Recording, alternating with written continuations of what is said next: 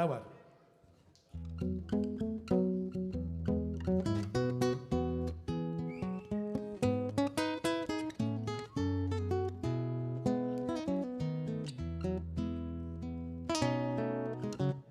Raha misy fitiavana ambony indrindro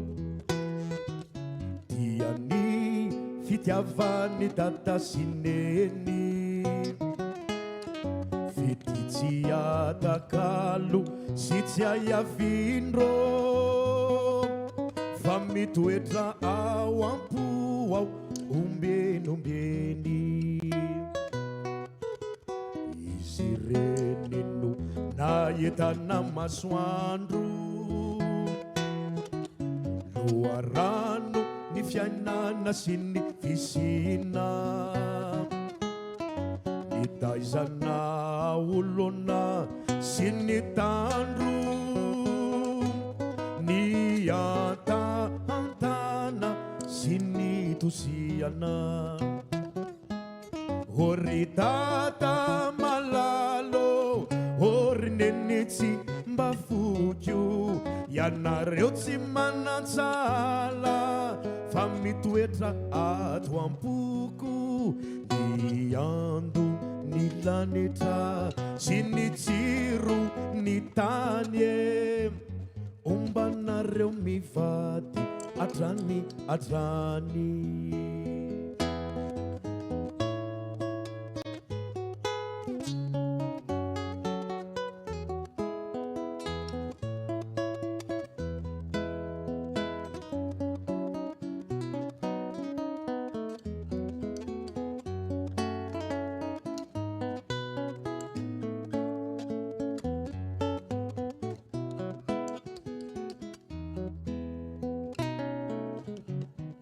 izao iry zao indro atolotray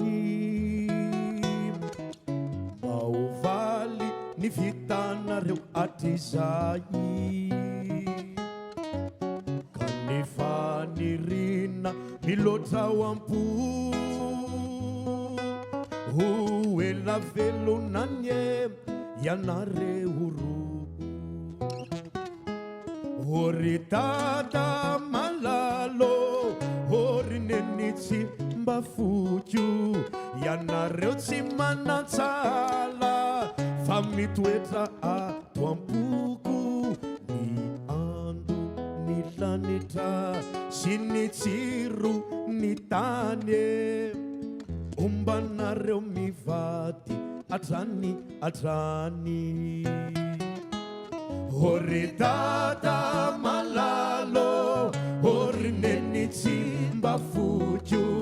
ianareo tsy manatsala fa mitoetra ato ampoko ny ando ny lanitra sy ny tsiro ny tany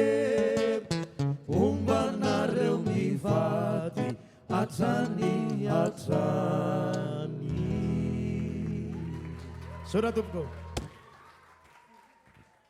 Mifampitohy amin'izay.